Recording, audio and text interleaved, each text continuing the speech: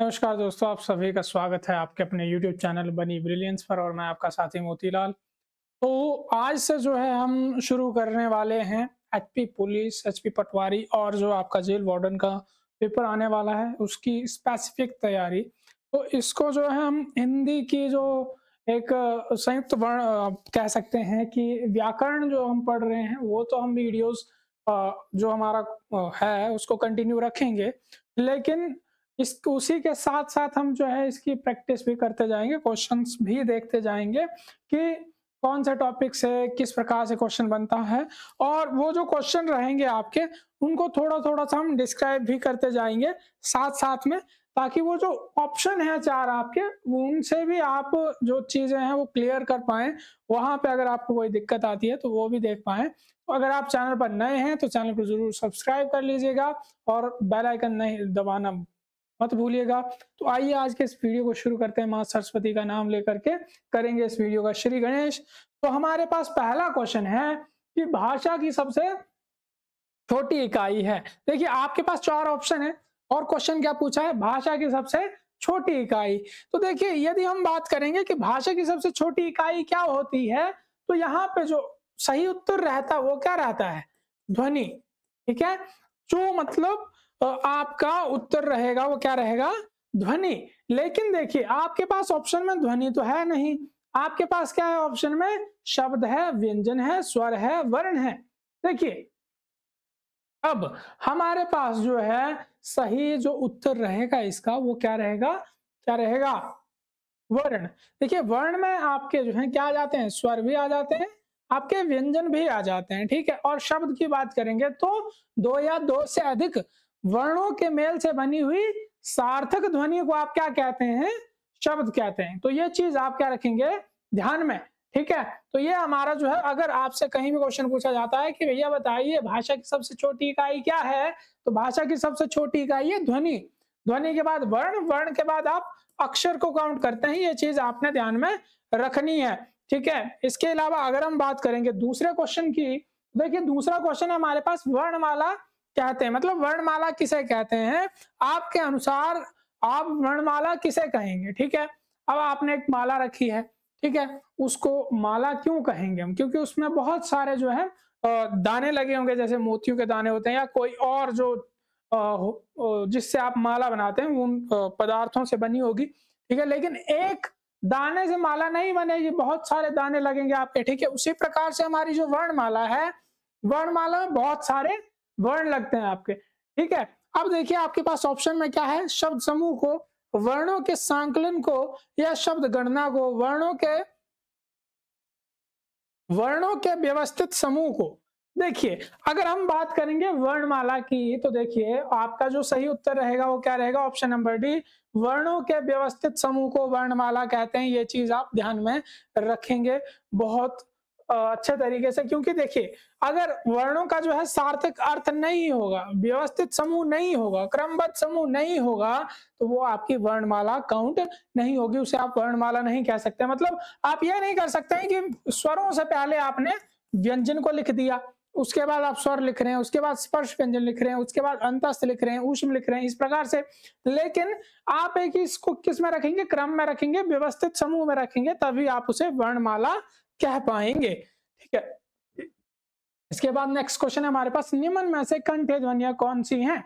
देखिए यदि कंठ ध्वनि की बात करेंगे, कंठ माने कंठ से उच्चारित होने वाली, तो हमारे पास हमने एक पढ़ रखा है ये अकु विसर्जनीय नामा कंठा।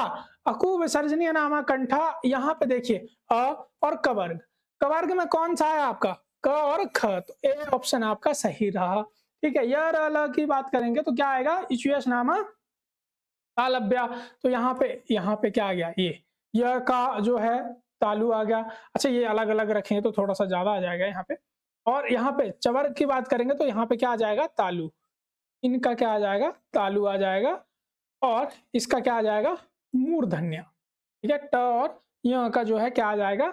मूर्धन्य उच्चारण स्थान आ जाएँगे इनके, ये चीज़ आपने ध्यान में रखनी है। नेक्स्ट है हमारे पास, स्थान के आधार पर बताइए कि मूर्धन्य व्यंजन कौन-सा है? देखिए, अब स्थान मतलब उच्चारण स्थान के आधार पर बताइए कि मूर्धन्य व्यंजन कौन-सा है? तो देखिए हमने अभी पढ़ा टवर्ग जो है किसमें आएगा? मूर्धन्य में आएगा। तो ये जो है ड और ढ है, ये किस वर्ग के व्यंजन है? ये है आपके ट वर्ग के व्यंजन। ग और घ का आपको पता है, क ख ग घ मतलब कवर्ग है। ज और झ का क्या है? तालु, ठीक है। और प और फ का क्या आएगा? ओष्ठ, ठीक है। नेक्स्ट है आपके पास, निम्न में से अलग प्राण वर्ण कौन से हैं? देखिए, अलग प्राण वर्णों की बात करेंगे तो कौन से आ जाएंगे? अलग प्राण वर्ण कौन से होते हैं? प्रत्येक वर्ग का पहला, तीसरा और पांचवा वर्ण, और साथ में जो है स्वर। तो यहाँ पे आपका अगर हम बात करेंगे स्वरों की, तो स्वर आपके ये भी हैं, ठीक है, ये भी आपका अलग प्राण में आ जाएगा। नहीं तो क और ख जो है आपका सही ऑप्शन रहने वाला है, क्योंकि वर्ण की बात कर रहे हैं। तो यहाँ पे आपके दोनों ऑप्शन ऐसे तो सही रहेंगे, लेकिन क और ग जो है किसमें आएंगे? 1 और 3 में, ठीक है। क ख ग, तो ये आपके जो है किसमें आगे? अलग प्राण में आगे। नेक्स्ट है आपके पास, निम्न में से नासिक के व्यंजन कौन सा है? तो नासिक के व्यंजन कौन सा आएगा? देखिए,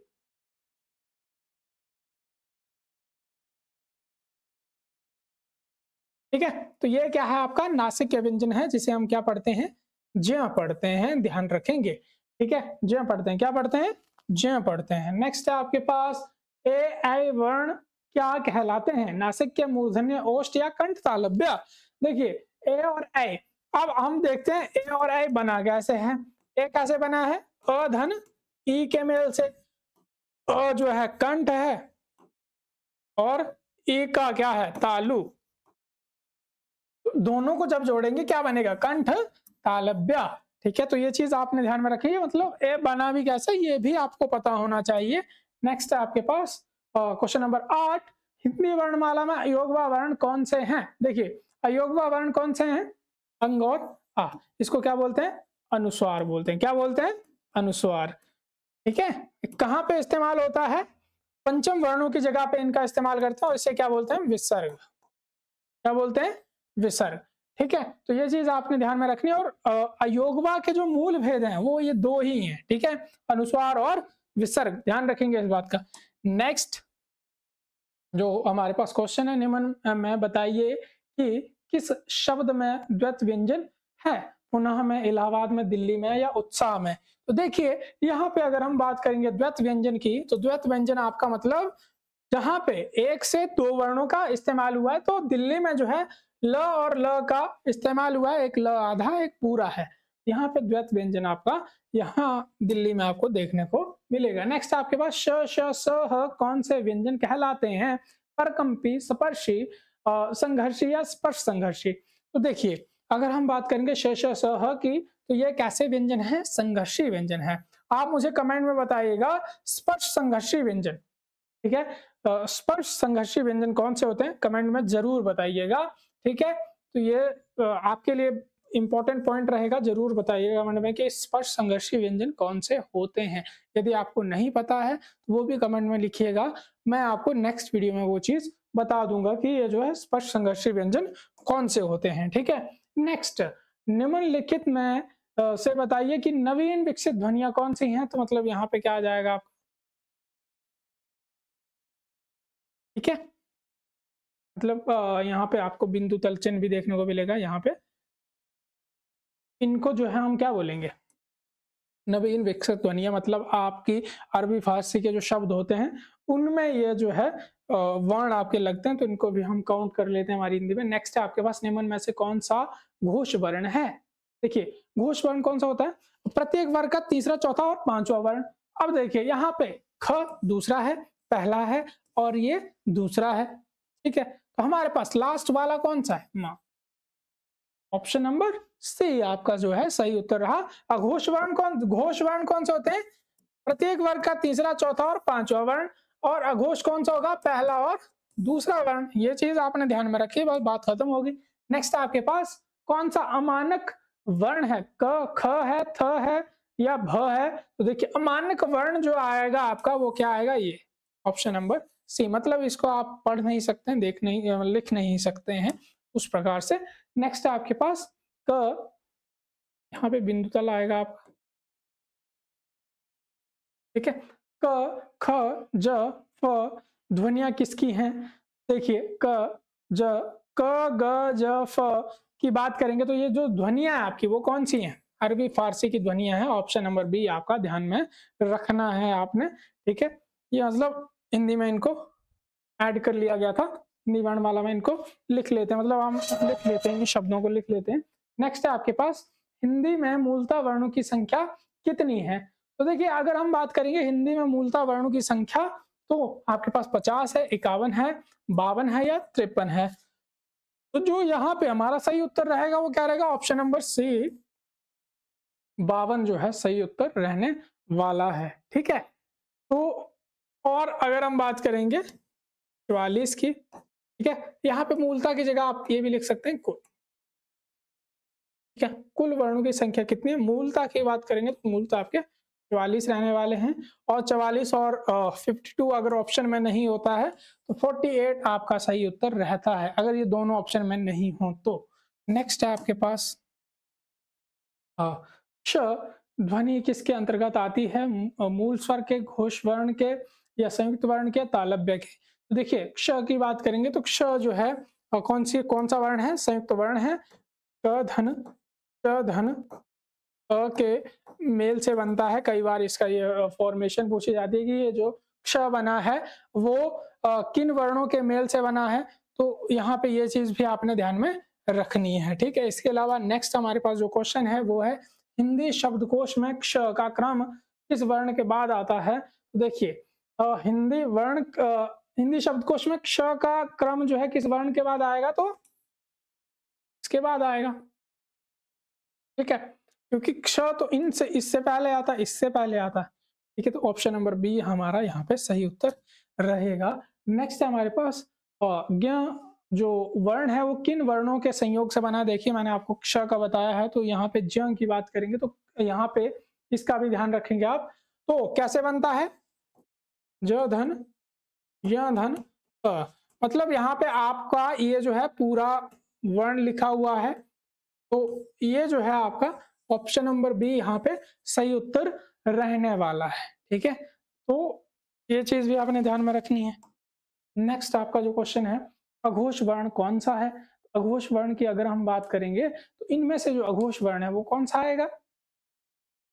हमारे पास ऑप्शन नंबर डी जो है, ठीक है, ये इसका सही उत्तर रहने वाला है, मतलब स जो है अघोष वर्ण में आता है, ठीक है। ये हमारा लास्ट क्वेश्चन है घ का उच्चारण स्थान कौन सा है? तो घ का जो उच्चारण स्थान है ये मुझे आप कमेंट में बताएंगे कि घ का क्या उच्चारण स्थान है। क्वेश्चन नंबर 20 आपके लिए रखूंगा मैं, और जो पिछला एक क्वेश्चन मैंने आपको कमेंट के लिए रखा था भाई,